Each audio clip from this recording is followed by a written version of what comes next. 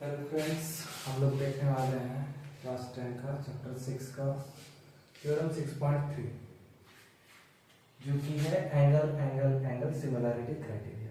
इस क्राइटेरिया से दो दिए गए ट्रायंगल सिमिलर होते हैं। हिंदी में इसको कोण कोण कोण समरूपता कसौटी कहते हैं। ये ट्रायंगल बोलता है if in two triangles corresponding angles are equal, यानी कि दो दिए गए ट्रायंगल में यदि corresponding angle equal है, ठीक है, then their corresponding sides are same ratio। तो उन दोनों ट्रायंगल का जो corresponding side है वो भी सेम रेशियो में होंगे या फिर प्रोपोर्शन में होंगे, और इस वजह से वो दोनों ट्रायंगल सिमिलर होंगे। ठीक है, यदि दो त्रिभुजों में संगत कोण बराबर है, दो त्रिभुज है, दोनों त्रिभुज का संगत कोण आपस में बराबर है, तो संगत कोण के बराबर होने की वजह से उनकी संगत भुजाएं भी एक ही अनुपात में होंगी, यानी कि समानुपाती होंगे, और इस वजह से दोनों त्रिभुज समरूप होंगे। ठीक है, एंगल एंगल एंगल समरूपता कसौटी। तो दो त्रिभुज है, पहला त्रिभुज सेकंड त्रिभुज। इन दोनों त्रिभुज में एंगल ए के क्रॉसपॉन्डिंग एंगल पी है, बी के क्रॉसपॉन्डिंग क्यू है और सी के क्रॉसपॉन्डिंग आर है। तो इसके वजह से इनकी जो संगत भुजाएं यानी कि जो कॉरस्पॉन्डिंग साइड है वो भी सेम रेशियो में होगी। तो ए की ए बी के कॉरस्पॉन्डिंग साइड पी क्यू है, बी सी के कॉरस्पॉन्डिंग क्यू आर है और ए सी के कॉरस्पॉन्डिंग पी आर है। ठीक है, हमको दिया हुआ था कि एंगल बराबर है, कॉरस्पॉन्डिंग एंगल दोनों त्रिभुज का बराबर है, तो उसकी वजह से दोनों त्रिभुज की कॉरस्पॉन्डिंग साइड भी सेम रेशियो में होगी, और इन दोनों कंडीशन की वजह से ये दोनों त्रिभुज सिमिलर होंगे। ठीक है, तो यही है ये angle angle angle similarity criteria of two triangle.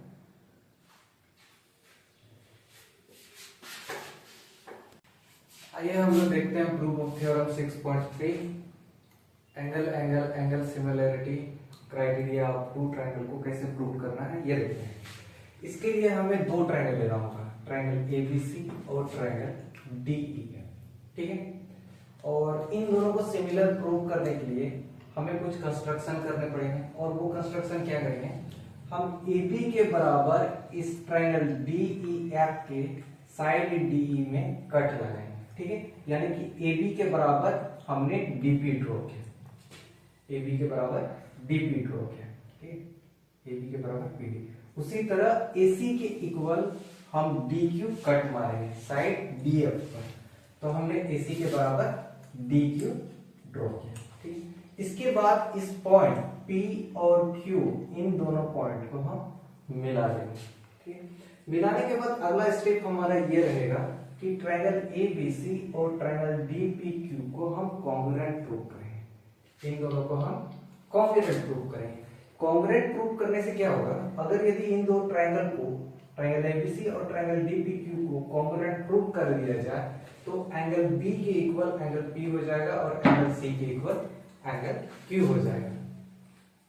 हमको पहले से ही गिवन है कि ये दोनों ट्रायंगल में कॉरस्पॉन्डिंग एंगल सिमिलर है। ठीक है, एंगल A के कॉरस्पॉन्डिंग एंगल D है, एंगल B के कॉरस्पॉन्डिंग एंगल E है और एंगल C के कॉरस्पॉन्डिंग एंगल F है। तो इन कॉरस्पॉन्डिंग एंगल की वजह से इनके कॉरस्पॉन्डिंग साइड भी सेम रेशियो में होंगे, यही हमको प्रूव करना है। दिए गए कॉरस्पॉन्डिंग एंगल के वजह से हमारा कॉरस्पॉन्डिंग साइड सेम रेशियो में होगा, और इसके वजह से ये दोनों ट्रायंगल सिमिलर होंगे। ठीक है, तो हमको गिवन है कॉरस्पॉन्डिंग एंगल बोथ ट्रायंगल में इक्वल है, और हमको प्रूव करना है कि कॉरस्पॉन्डिंग साइड का रेशियो सेम होगा। तो हमने पहले इन दो ट्रायंगल को कॉन्ग्रुएंट प्रूव किया, और ये दोनों साइड एंगल साइड से कॉन्ग्रुएंट होंगे। अब देखिए AB के कॉरस्पॉन्डिंग PD है और AB के इक्वल PD है। Construction according to construction AC के इक्वल DQ है। हमने कंस्ट्रक्शन ही ऐसा किया है कि AC इक्वल टू DQ है, और angle A equal to angle D हमको गिवन था। ठीक है, तो इस हिसाब से side angle sides congruence criteria से ट्रायंगल एबीसी जो है वो ट्रायंगल डीपीक्यू के कॉन्ग्रुएंट होगा। और जैसे ही ये दोनों कॉन्ग्रुएंट होंगे, ये दोनों ट्रायंगल, इसकी वजह से इन दो ट्रायंगल के, ट्रायंगल एबीसी और ट्रायंगल डीपीक्यू के करस्पॉन्डिंग एंगल इक्वल हो जाएंगे।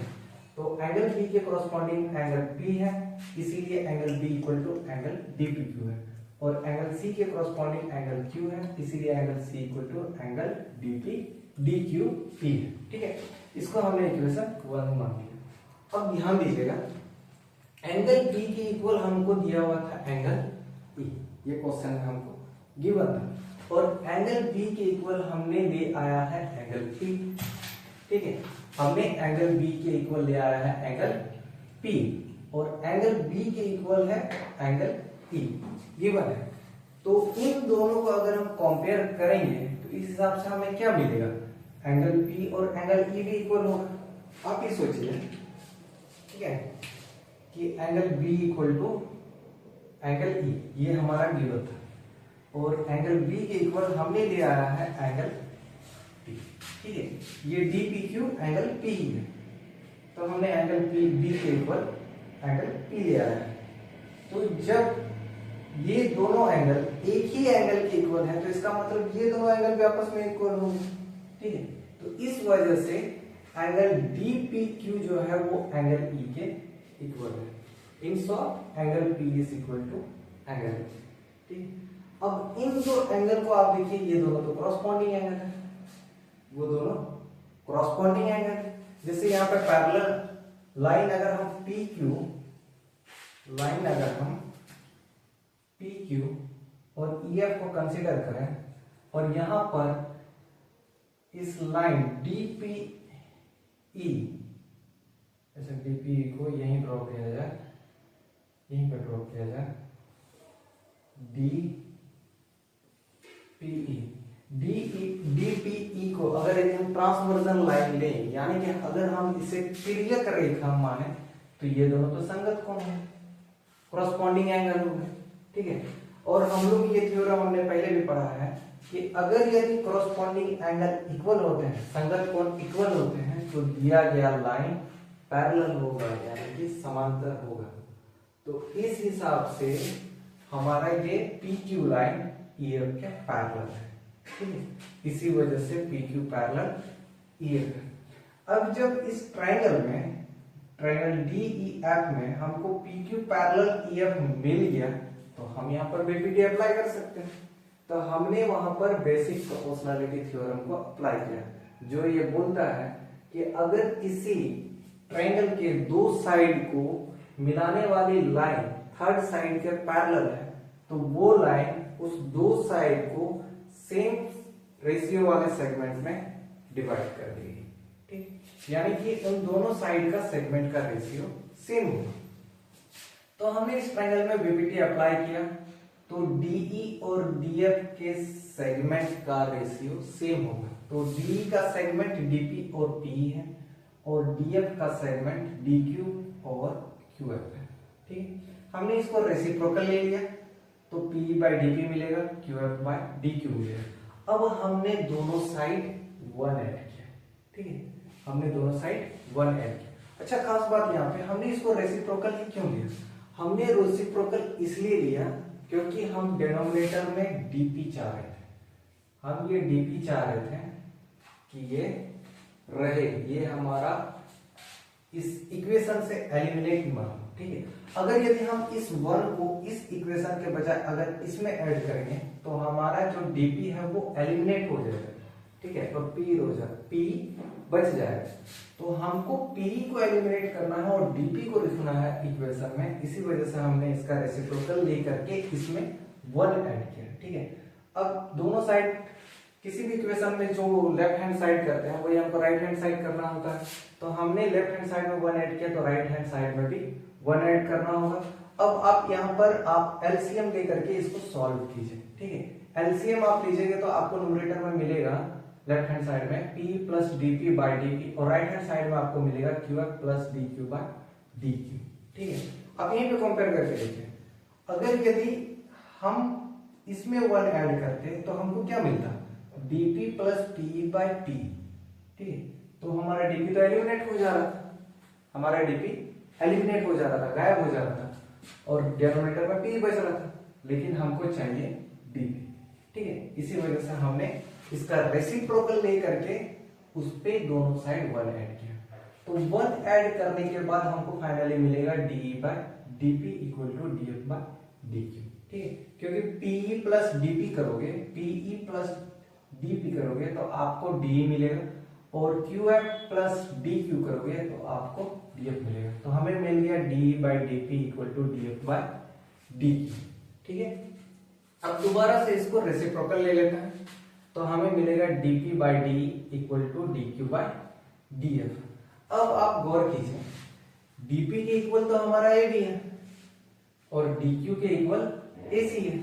कैसे? बाय कंस्ट्रक्शन, हमने कंस्ट्रक्शन ही ऐसा किया था फिगर में, तो इसीलिए हम डीपी के जगह पे ए बी लिख सकते हैं और डीक्यू के जगह पर हम एसी लिख सकते हैं। जब इस वैल्यू को यहां पर आप सब्स्टिट्यूट कीजिएगा इस इक्वेशन में,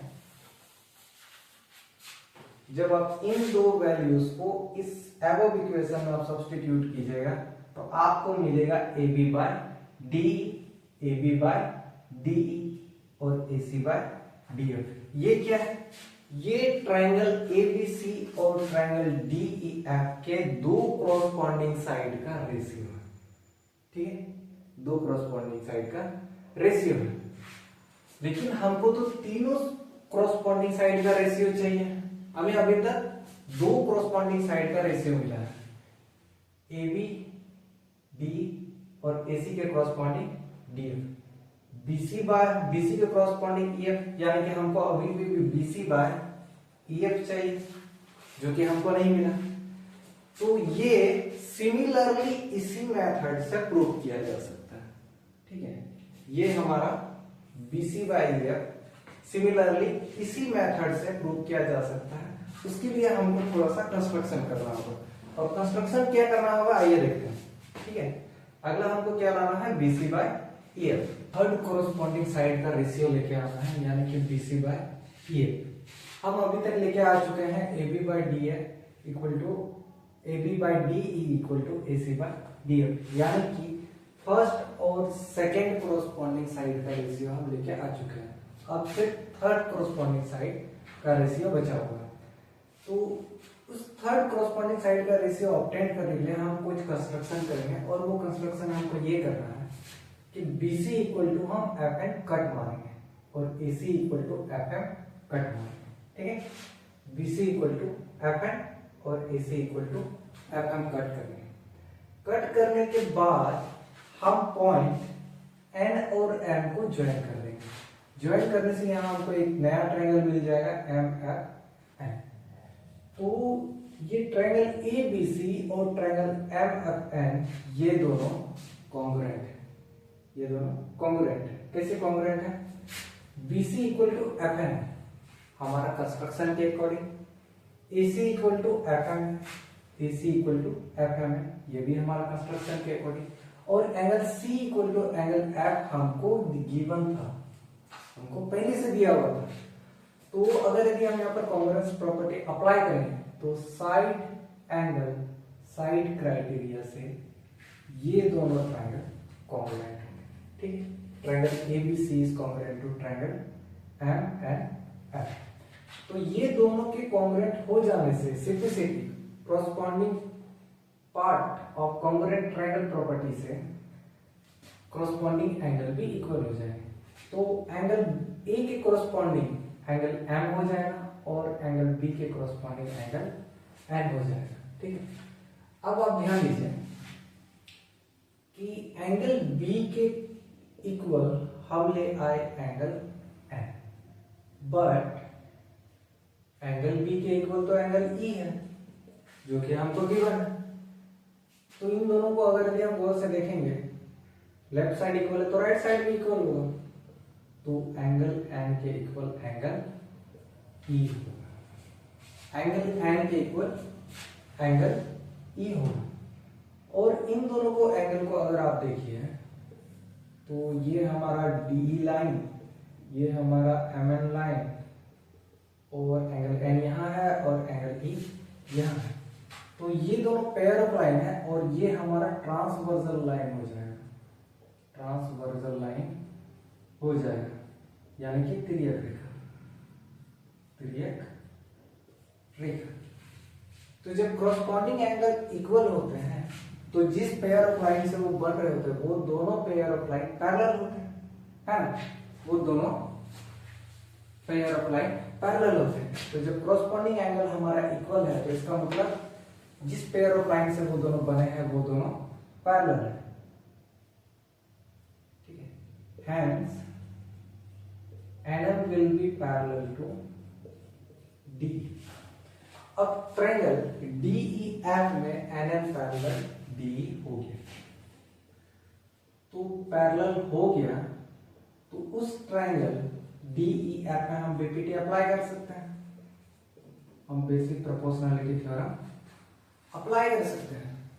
और वहां पर अगर यदि हम बेसिक प्रोपोर्शनैलिटी थ्योरम अप्लाई करेंगे तो हमें क्या मिलेगा, हमें मिलेगा Fn by Fe equal to Fm by Fd, ठीक है, हमें ये मिलेगा।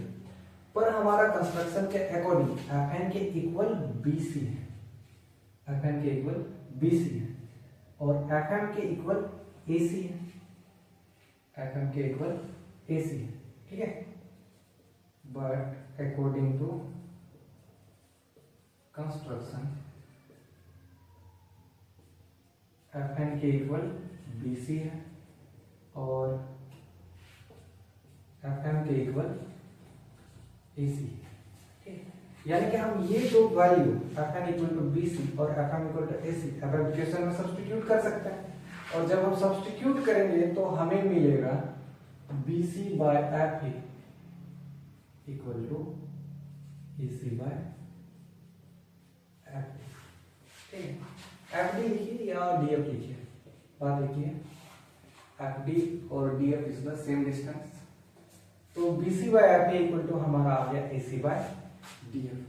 अब जो हमने पिछला ट्रायंगल यानी कि ट्रायंगल ABC और ट्रायंगल DPQ को कॉन्ग्रुएंट करने के बाद PQ पैरेलल EF साबित करने के बाद जो हमने इक्वेशन ऑब्टेन किया था वो इक्वेशन था हमारा AB by DE equal to AC by DF, जिसको हमने इक्वेशन सेकंड मान के रखा, ठीक है, इसको हमने मान लेते हैं इक्वेशन ये सेकंड है। और जो हमने अभी ऑब्टेन किया ट्रायंगल ABC और ट्रायंगल MNF को कॉन्ग्रुएंट साबित करने के बाद MN पैरेलल DE ऑब्टेन करने के बाद हमारा जो फाइनल इक्वेशन बना है वो हमारा बना है BC by Fe equal to AC by DF, इसको हम मान लेते हैं 3।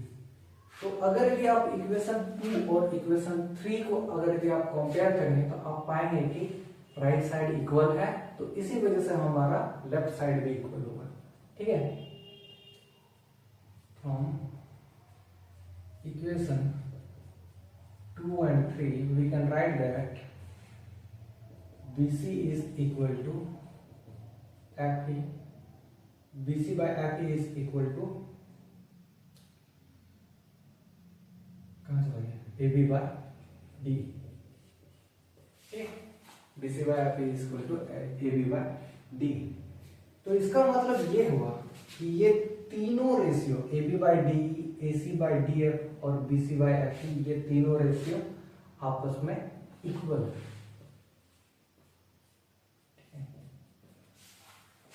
और ये BC by FE, AB by DE, AC by DF है क्या, ये तीनों इन दोनों ट्रायंगल ABC और ट्रायंगल DEF के कॉरस्पॉन्डिंग साइड का रेशियो है।